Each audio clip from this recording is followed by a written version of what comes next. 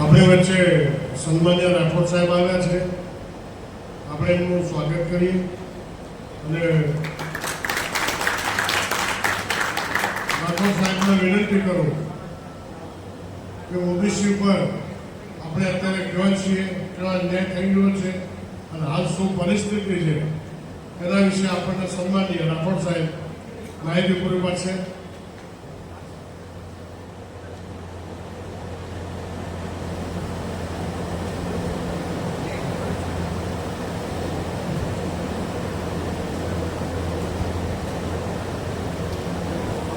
બધાને નમસ્કાર.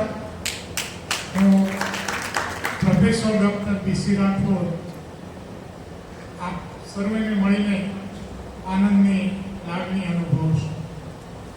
હું જે ગાંધીનગર સેક્ટર 7માં રહું છું ત્યાં અમારી બંને બાજુ આખી રબારીઓની જ વસાહત છે. આખું વાસણ ગામ પડ્યું છે મારી બાજુમાં.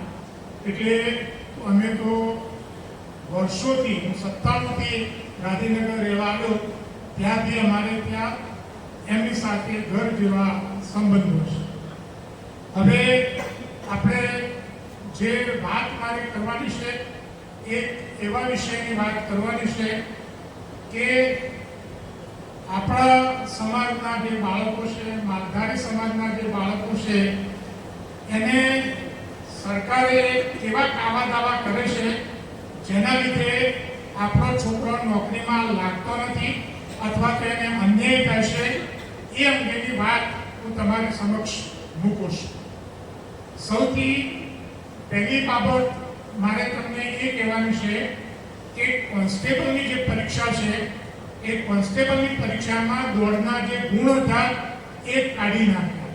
હવે તમે વિચાર કરો કે ઠાકોર, રબારી, ભરવાડના દીકરા દોડવામાં નંબર 1 આવે એટલે તમારી જે આવડત હતી એના માર્ક્સ કાઢી નાખ્યા. હવે કેમ કાઢી નાખ્યા એ પણ તમને કહું કે અગાઉ 2022ની પોલીસની જે ભરતી થઈ એ પોલીસની ભરતીમાં 9810 કોન્સ્ટેબલોની જે ભરતી થઈ એમાં ઓબીસીની 27% પ્રમાણે 2648 જેટલી જગ્યાઓ થાય. એટલે 2648. પણ એમાં ઓબીસી ના કેટલા પાસ થયા તમને ખબર છે? 5999 પાસ થયા. મારી વાત બરાબર સમજો. 5999 જેટલા પાસ થયા. અનામત જગ્યા હતી 2648. કેમ પાસ થયા? એનું કારણ એ હતું કે દોડના ગુણ હતા એમાં, બીજું કે એમાં મેથ્સ રીઝનિંગ નહોતું, ત્રીજું એમાં 40%ની જોગવાઈ નહોતી. એના કારણે ઓબીસીના આટલા બધા દીકરા દીકરીઓ પોલીસમાં પાસ થયા. એ એસીની ઓફિસમાં બેઠેલ અને આપણા સમાજનો વહીવટ કરનાર જે પરીક્ષા સમિતિવાળા છે એમને આ જોયું ગયું નહીં. એમના પેટમાં તેલ રેડાયું કે જો ફરીથી આપણે જો દોડના ગુણ ચાલુ કરીશું તો આ સમાજ ફરીથી વધારે પાસ થશે. એટલે એમને દૂર કરવા માટે આ કાવતરું કરીને આ કર્યું છે એમ કહેવામાં મને સહેજે સંકોચ નથી. તમને બીજી વાત કરું કે વિદ્યુત સહાયકમાં જે પોલ થાંભલો ખરો એ થાંભલા ઉપર ચડવાના માર્ગ હોય છે. હવે આપણા છોકરા તો ફટાફટ ચડી જાય પણ એના માર્ક પણ કાઢી નાખ્યા. તમે સમજો. ત્રીજી વાત મારે તમને કરવી છે કે ફોરેસ્ટરમાં અગાઉ એ પ્રેક્ટિકલ પરીક્ષા છે એના માર્ક હતા પણ 2 પરીક્ષાથી પ્રેક્ટિકલના માર્ક કાઢી નાખ્યા છે. જો પ્રેક્ટિકલના માર્ક હોત તો આપણા જે છોકરાઓ છે એ વધારે પાસ થાય. એટલે આ બધી જે રાજનીતિ જે ગણવામાં આવે છે એ રાજનીતિના લીધે આપણા જે બાળકો છે એ બાળકોને બહુ મોટું નુકસાન થઈ રહ્યું છે. એક બીજી વાત કરું કે નુકસાન કરવા માટેનું એક બીજું જે કારસ્તાન છે તે છે મેથ્સ અને રીઝનિંગ. ગુજરાત સરકારના પુસ્તકો છે સામાજિક આર્થિક સમીક્ષા. આ પુસ્તક પુસ્તકોમાં આખા ગુજરાતની આંકડાકીય વિગત હોય છે, તો એમાં 80% વિદ્યાર્થીઓ આર્ટ્સ અને કોમર્સના છે અને સાયન્સ રાખનાર વિદ્યાર્થીઓ 19 થી 20% છે. પણ આમણે છેલ્લા 2 વર્ષમાં બધી જ પરીક્ષામાં બેસ્ટ રિઝનિંગ ફરજિયાત કરી દીધું. તમને બધાને અનુભવ છે. પોલીસમાં 60 માર્ક્સનું મેથ્સ રિઝનિંગ, એટલું જ નહીં, એમાં 40% લાવવાના, ના લાવો તો નપાસ. પીએસઆઈમાં 100 માર્ક્સનું મેથ્સ રિઝનિંગ અને એમાં 40% લાવવાના. એમાં જો 40% ના આવે તો તમે નોકરીમાંથી નીકળી જાઓ. સીસીઈની પરીક્ષા જે લગભગ 35-40 જુદી જુદી કેડર માટે છે, તો એમાં પ્રિલિમ પરીક્ષામાં 70 માર્ક્સનું મેથ્સ રિઝનિંગ અને એમાં જો 40% ના આવે તો તમે નોકરીમાંથી બહાર નીકળી જાઓ. ઇવન વાયરમેનની જગ્યાએ તમે વિચાર કરો કે 8મા ધોરણના બેઝ ઉપર ધોરણ 8 પાસ હોય એ આઈટીઆઈ કરીને વાયરમેન બને, પણ એ વાયરમેનની પરીક્ષામાં પણ 60 માર્ક્સનું મેથ્સ રિઝનિંગ અને એ પાછું 40% તો ફરજિયાત લાવવાના. એટલે આ બધું જે કરી રહ્યું છે એ આપણા જે બાળકો છે, ખાસ કરીને ગ્રામ્ય વિસ્તારના જે છે, એ મોટે ભાગે આર્ટ્સ કોમર્સ પણ જતા હોય છે, એમને નોકરીમાંથી દૂર કરવાનો આ કાવતરું છે. ત્રીજી વાત હું તમને કહું કે ત્રીજી જે જોગવાઈ છે એ 40%ની જોગવાઈ કરી છે. 18/5/2023નો એક પરિપત્ર છે કે તમારે આ જે પરીક્ષા છે એમાં તમારે મિનિમમ 40% લાવવાના. 40% જો ના હોય તો તમે ભરતીમાંથી નીકળી જાઓ. પણ મારે તમને કહેવાનું એ છે કે સ્ટાફ સિલેક્શનની જે પરીક્ષા છે જે આખા દેશમાં લેવાય છે, 12મા ધોરણના બેઝ ઉપર અને ગ્રેજ્યુએટના બેઝ ઉપર જે પરીક્ષા લેવાય છે, તો એમાં જે લાયકી ધોરણ, લાયકી એટલે ઓછામાં ઓછા કેટલા ગુણ લાવવા તે, તો એમાં જનરલ માટે 30% છે, ઓબીસી અને ઈડબ્લ્યુએસ માટે એમાં 25% છે, એસસી અને એસટી માટે એમાં 20% છે. જ્યારે ગુજરાતમાં આપણે ત્યાં બધા માટે 40% કર્યું છે.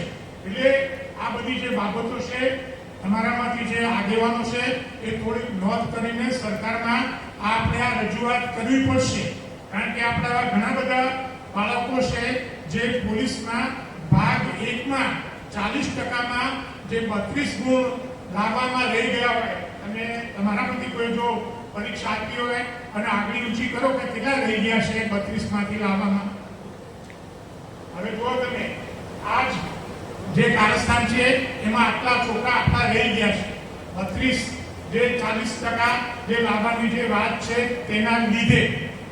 હવે હું તમને બીજી વાત કરું કે 18/5/2023નો જે પરિપત્ર છે એ પરિપત્રનું અમને ખોટું અર્થઘટન કર્યું છે. પરિપત્રમાં એવું સ્પષ્ટ લખ્યું છે કે at each stage 40% marks at each stage, એટલે કે 40% માર્ક્સ દરેક તબક્કે. દરેક તબક્કે એટલે કે પ્રિલિમમાં 40% જોઈએ અને મુખ્ય પરીક્ષામાં 40% જોઈએ. પણ આપણે શું કર્યું કે કોન્સ્ટેબલનું જે એક પેપર છે એના 2 ભાગ કર્યા કે આ ભાગમાં 40 લાવવાના અને આ ભાગમાં 40 લાવવાના.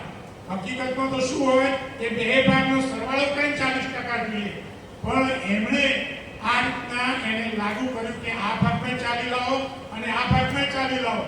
અને પહેલા ભાગમાં તો એમણે એટલું બધું અઘરું કરી નાખ્યું કે 10 માર્કના પ્રશ્નો અભ્યાસક્રમ બાંધનાએ પૂછ્યા અને એ માટે આપણે હાઈકોર્ટમાં ગયા છીએ અને એ મેટર દાખલ કરી છે અને 23 તારીખે એની મુદત પણ છે.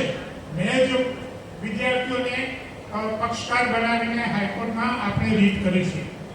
પીએસઆઈમાં શું કર્યું કે જે પ્રિલિમ પરીક્ષાના 2 પેપરો કર્યા, એમાં જે પહેલું પેપર કરવું એમાં 2 ભાગ કર્યા કે આમાં 40% અને આમાં 40%. એ બંનેમાં 40% આવે તો જ ત્રીજું પેપર જોવાનું, નહીતર નહીં જોવાનું.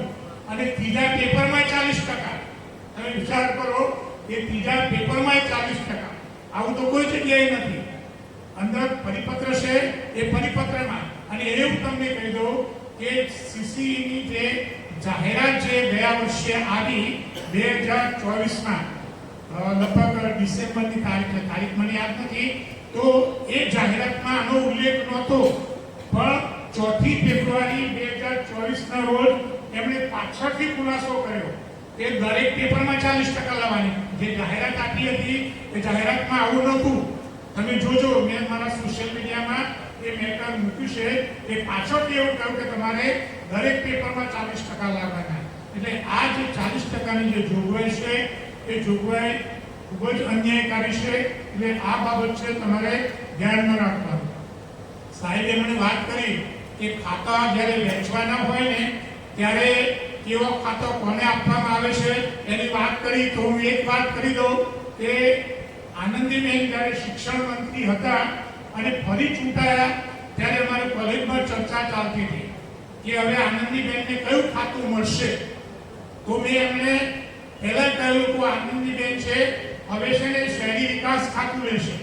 મેં બે વખતે કહ્યું ખાતા વેચાયું પહેલા શહેરી વિકાસ ખાતું, કારણ કે શહેરી વિકાસ ખાતું એવું છે કે એમાં સૌથી વધારે મળે છે. આ તમને કહું 2002માં પરમાનંદ પટેલ જે શહેરી વિકાસ મંત્રી હતા એમના પીએ સાથે એ વખતે મારે વાત કરી કે એટલા અમદાવાદ શહેરમાંથી 70 લાખ રૂપિયા એ વખતે આ જે એને વગેરે કરવાના એ લોકોના ત્યાં જાય છે.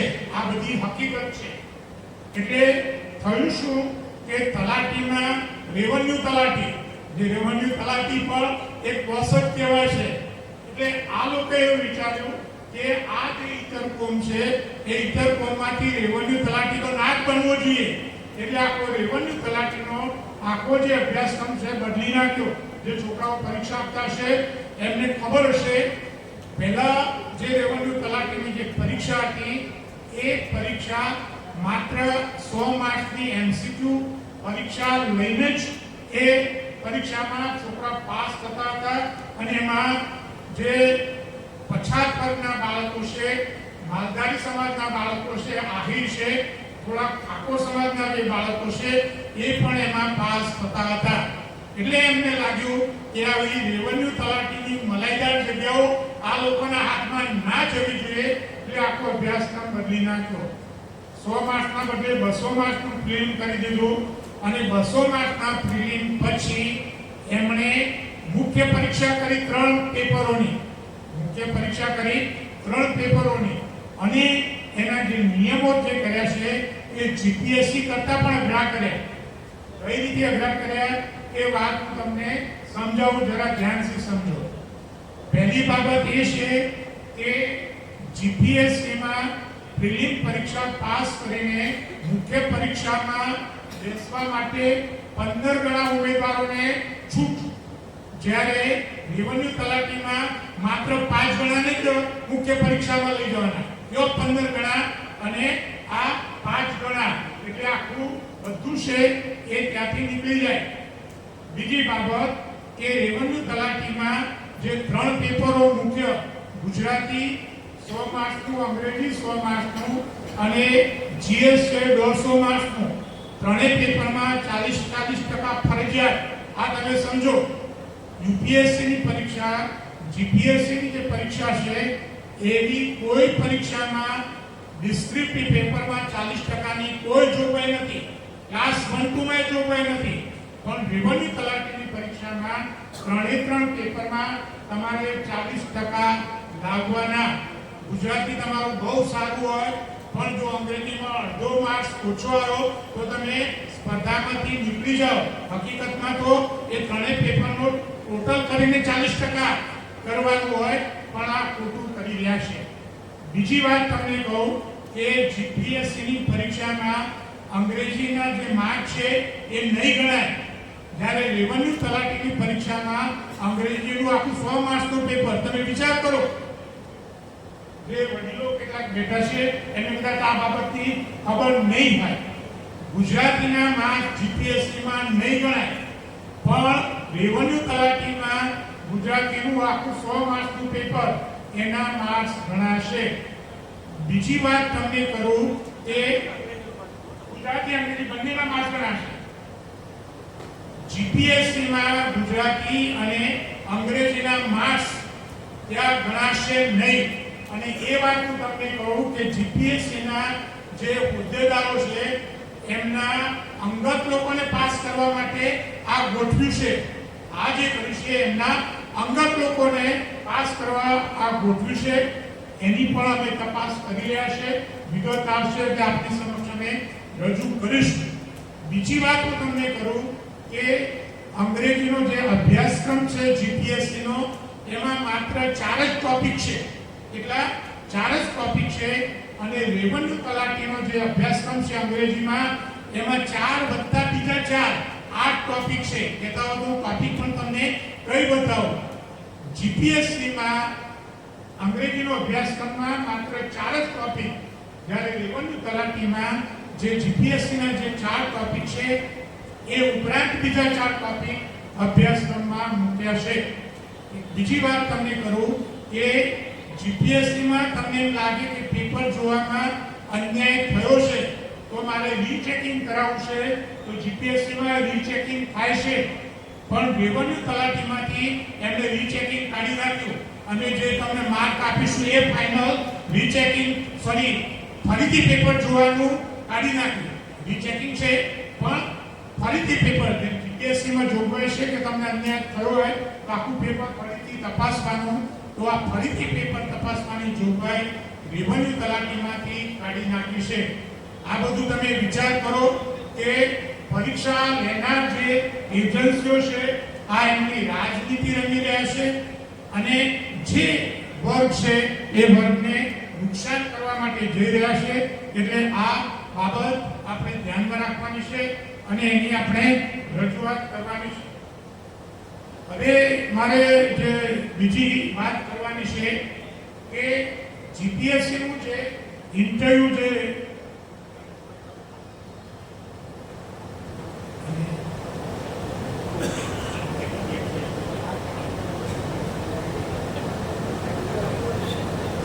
હું થોડુંક બે ચાર મુદ્દા વિશે જે જીપીએસસી ક્લાસ 1 નું જે ઇન્ટરવ્યુ લેવાય છે તો એ જે પેનલ છે પેનલમાં બે પટેલ અધિકારી છે, હસમુખ પટેલ અને એક બીજા પટેલ અને ત્રીજા એક બેન છે, શાહ છે. હવે આ લોકો જ્યારે ઇન્ટરવ્યુ લેશે ત્યારે આપણા લોકોને કઈ રીતે અન્યાય કરે છે એની હું તમને થોડીક વાત કરું કે 19/3/2025 ના રોજ જીપીએસસી નું જે રિઝલ્ટ આવ્યું ક્લાસ 1 નું તો એના જે માર્ક છે લેખિતના અને ઇન્ટરવ્યુના સરેરાશ માર્ક્સ હું તમને કહીશ. 102 જગ્યાઓ ક્લાસ 1 ની હતી. એની વાત કરું કે જનરલનું લેખિતનું સરેરાશ માર્ક 383.76 અને એમને ઇન્ટરવ્યુના જે સરેરાશ માર્ક્સ આપ્યા 66. આંકડો યાદ રાખજો. ઈડબ્લ્યુએસ એમનું લેખિતના સરેરાશ માર્ક્સ 387.80 અને એમને ઇન્ટરવ્યુમાં સરેરાશ માર્ક્સ આપ્યા 75.18.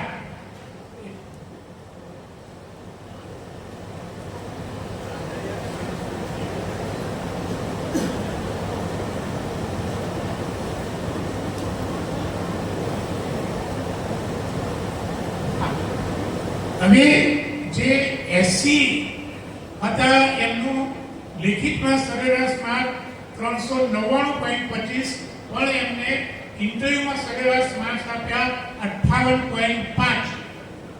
જ્યારે ઓબીસીના જે માર્ક્સ હતા તમે આટલો કોઈને લખી લેજો કે 404.2 સૌથી વધુ માર્ક્સ લેખિતમાં 404.2 અને એમને સરેરાશ ઇન્ટરવ્યુના માર્ક્સ આપ્યા 59.90.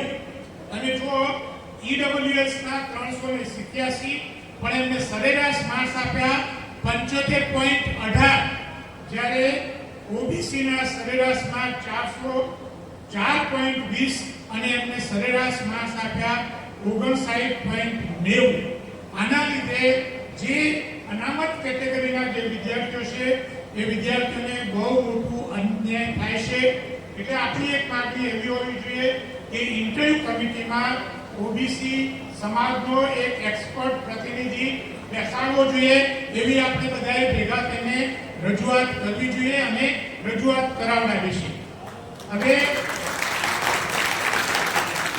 એક બીજી જે બાબત છે એ બીજી બાબત વિશે લગભગ મોટાભાગનાને ખબર નહીં હોય, પણ એક મોટો ગોટાળો જે થાય છે તે, દાખલા તરીકે તમને વાત કરું કે તમે ધામધૂમથી લગ્ન કરો તો આખા ગામમાં ખબર પડી જાય, પણ કોર્ટ મેરેજ કરી આવો એટલે બહુ ખબર ના પડે. એટલે આ જે ગોટાળો એવો છે એ કોર્ટ મેરેજ જેવો છે. એટલે ગોટાળો જે થાય ને એ કોઈને ખબર જ ના પડે, પણ બહુ મોટો ગોટાળો છે. જીપીએસસી ક્લાસ 1-2 છે એ બે રીતે ખવાય છે. નંબર 1 પ્રિલિમ પરીક્ષા, મુખ્ય પરીક્ષા અને ઇન્ટરવ્યુ. પ્રિલિમ પરીક્ષા, મુખ્ય પરીક્ષા અને ઇન્ટરવ્યુ. બીજી જે રીત છે એમાં પરીક્ષા અને ઇન્ટરવ્યુ આ પ્રકારની રીત છે. હવે અમે જે આરટીઆઈ કરીને જે આંકડા માંગે છે તો 6 વર્ષમાં 2017 થી 2023 સુધીમાં 15,939 જેટલા ક્લાસ 1-2 અધિકારીઓની ગુજરાતમાં ભરતી કરવામાં આવી. 15,939. હવે આ 15,939 ની જે ભરતી કરવામાં આવી એમાં પ્રિલિમ, મુખ્ય અને ઇન્ટરવ્યુથી 5,047 ભરાયા. જ્યારે જે સીધી ભરતી એક પરીક્ષા અને ઇન્ટરવ્યુમાં 10,892 જેટલા 10,892 જેટલાના કોર્ટ મેરેજ થઈ ગયા. એ તમને ખબર નથી. આ તમને હું તમને આ વાત જણાવું કે 68% જેટલી ભરતી આ સીધી ભરતીમાં થાય છે. હવે સીધી ભરતીમાં શું કરવામાં આવે છે એ સહેજ તમે સમજી લો કે સીધી ભરતીમાં 300 માર્ક્સની પરીક્ષા લેવામાં આવે છે. એટલે 300 માર્ક્સની પરીક્ષામાં 100 માર્ક્સનું જીકે અને 200 માર્ક જે તે જગ્યા હોય એના. દાખલા તરીકે ગુજરાતીનો પ્રોફેસર હોય તો 200 માર્ક્સનું ગુજરાતી આવે. ખેતીવાડી અધિકારીની પરીક્ષા હોય તો 200 માર્ક્સનું ખેતીવાડીનું આવે અને 100 માર્ક્સનું જીકે આવે. હવે આ જે 300 માર્ક્સ આવે એને 6 એ ભાગી નાખવાના. આ જરા મગજમાં ઉતારજો. એને 6 એ ભાગી નાખવાના. ધારો કે કોઈને પરીક્ષામાં 300 માંથી 180 માર્ક આવ્યા છે, 6 એ ભાગી નાખો એટલે કેટલા થાય? 30 માર્ક. અને ઇન્ટરવ્યુમાં ધારો કે એને 100 માંથી 50 માર્ક આપ્યા તો જે 50 માર્ક છે એને 2 ભાગી નાખવાના એટલે 25 થાય. એટલે પેલા 30 અને 25 55 થયા. એટલે ઇન્ટરવ્યુ કેટલું છે? 50%નું વેઇટેજ. હવે આ ઇન્ટરવ્યુ એવું છે કે તમારા દીકરા દીકરીને 300 માંથી 300 માર્ક આવ્યા હોય તો પણ જો ઇન્ટરવ્યુમાં 50% માંથી 5 માર્ક્સ આપે તો પાસ થાય નહીં. આ વસ્તુ તમારે સમજવાની જરૂર છે. અને 18 તારીખે બીજ અધિકારીની જે 40 જેટલી જગ્યાઓનું જે જાહેરાત આવી એનું રિઝલ્ટ એની તમને વાત કરું તો પહેલા નંબરે આવનાર, ત્રીજા નંબરે આવનાર અને ચોથા નંબરે આવનાર ઓબીસી ને એમને ઇન્ટરવ્યુમાં નપાસ કર્યા. આ વસ્તુ સમજો. આ રિઝલ્ટ છે એ 18 તારીખે આવી છે. એમાં જે 182 માર્ક્સ લાવનાર ઓબીસી નો પહેલા નંબરનો વિદ્યાર્થી એને ઇન્ટરવ્યુમાં નપાસ કર્યો. તમને એક મિનિટ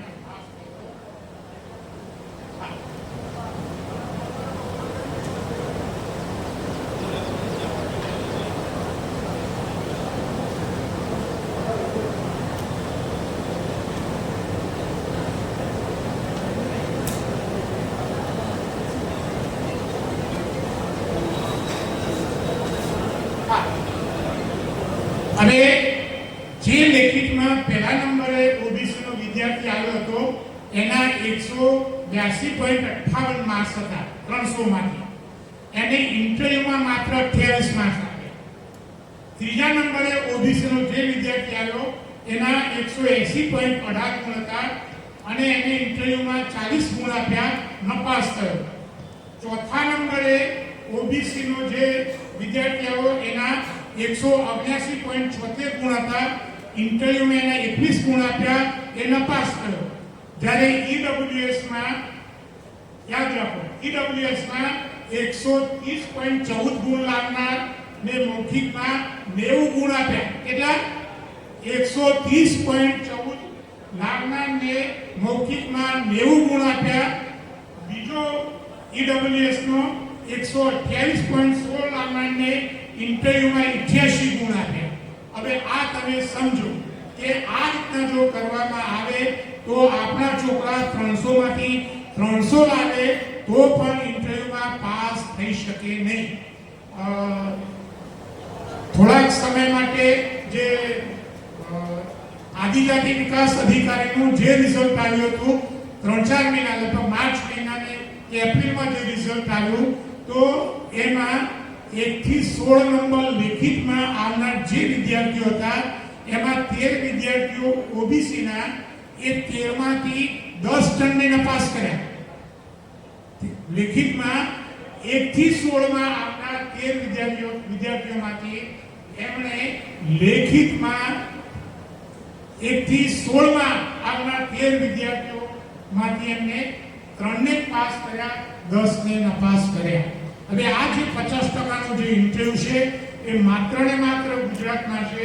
બાકીના જે રાજ્યો છે એ રાજ્યોમાં 13.4% થી વધારે નથી. યુપીએસસી 13.51% નું એનું વેટેજ છે, અને સુપ્રીમ કોર્ટનો ચુકાદો છે કે આમાં ઇન્ટરવ્યુનું વેટેજ છે એ 12.2% થી વધારે ના હોવું જોઈએ. આપણે કહો આ 50%નું વેટેજ છે, અને 50%ના વેટેજના લીધે આપણા જે વિદ્યાર્થીઓ છે નાપાસ થશે. અને બીજી વાત તમને કહી દઉં કે આ એવી ભરતી છે કે જેમાં આપણા માલધારી સમાજના કે બીજા પછાત સમાજના છોકરાઓ ખૂબ સારી રીતે પાસ થઈ શકે. એનું કારણ એ છે કે એમાં અંગ્રેજી નથી, આ સમજો, પણ એમાં અંગ્રેજી નથી, પણ આ અન્યાયી ઇન્ટરવ્યુના કારણે એમને બાકાત કરી દેવામાં આવે છે. એટલે આ વસ્તુ છે એ પણ તમે ધ્યાનમાં રાખો, રજૂઆત કરો. એની બે બાબતો વિશે તમને વાત કરીને મારી વાતને વિરામ આપીશ.